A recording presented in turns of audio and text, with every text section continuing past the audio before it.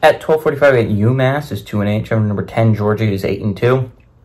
Georgia favored by 42 points on the SEC network. Tyson Fomachan has gone 132 at 234, thrown for 1,590 yards, 8 touchdowns, 6 interceptions. CJ Hester has had 91 carries for 400 yards and 2 touchdowns. And Jacoby Keeney James has had 42 catches for 670 yards and 4 touchdowns. Carson Beck's gone 235 at 361, thrown for 2,835 yards, 19 touchdowns, 12 interceptions. Trevor Etienne has had 95 carries for 477 yards and 7 touchdowns, and Arian Smith had 37 catches for 585 yards and 3 touchdowns. Georgia's 1-0 against UMass all time. They played in 2018. Georgia won 66-27 at home. Georgia's 2 wins away, I would say, from being a playoff team. I think they gotta be one of the top 2 loss teams, because you look at the 2 losses, they're both reasonable. And I think if you look at the other 2 loss teams, they have at least 1 loss that's not reasonable.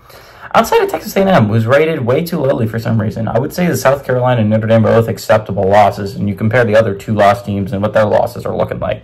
But I wouldn't be too worried if I was A&M, because A&M's in an interesting scenario where if they lose another game, they are out. But if they win out, they are in the playoffs anyways. This is a SEC champ, so it doesn't really matter if you're A&M. Your ranking really does not matter, because there's only one path to the playoff anyways, so doesn't really substantially matter outside of seeding, and you're not going to be higher than a 1-loss team anyway, so what does it matter? So, anyways, Georgia should probably be one of the top 2-loss teams, because if you're looking at it from an objective standpoint of, if you look at the 2-loss teams, what's your 1 loss, what's your 2nd loss, right? Are they both reasonable losses? Georgia's both are reasonable. If you view it from the standpoint of, you look at the 1-2 loss teams at Ole Miss, and then the trio of Georgia, Alabama, and Tennessee, who all won 1 game against each other and lost another. You look at the 2nd loss there. Again, Ole Miss is a much better loss than what Tennessee has, which is Arkansas, and what Alabama has, which is Vanderbilt. So I think if you look at it from that standpoint, Georgia's in a pretty good situation. I think they should be the number 2 or the number 1 2-loss team, depending on how you look at it.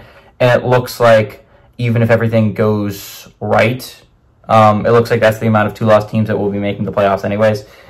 Outside of like a BYU collapse in the championship against a team like that, a team like Colorado, maybe Big 12 can get 2, but it seems unlikely anyways. So it seems like Georgia is pretty much a lock if they win out, I would say. I think it becomes really, really interesting if they don't, right? Because if they don't, they're not in. Realistically speaking, they're not.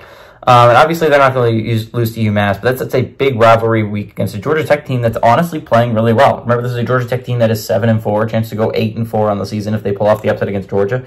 They've beaten 2 top 10 teams already this year, 1 in Dublin against Florida State and 1 at home against Miami. This time they're going to have to go to Athens, a little bit different environment to try and win there, but honestly, Brent Key has been a giant killer, and if I had to pick a team that I would not want to play when I'm highly ranked and Georgia Tech's coming in, it would be Georgia Tech. The Yellow Jackets are a really good football team when they're playing that underdog role.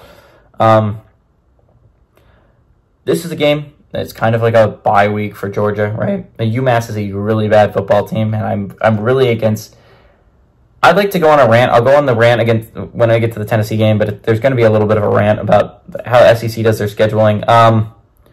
UMass is not a good football team. They almost pulled off an upset against Liberty last week, but then they continue to shoot themselves in the foot. They just fired their head coach. Their starting quarterback isn't available. This is just not going to. This leads to a bloodbath for Georgia. Give me the Dogs to win and cover at home.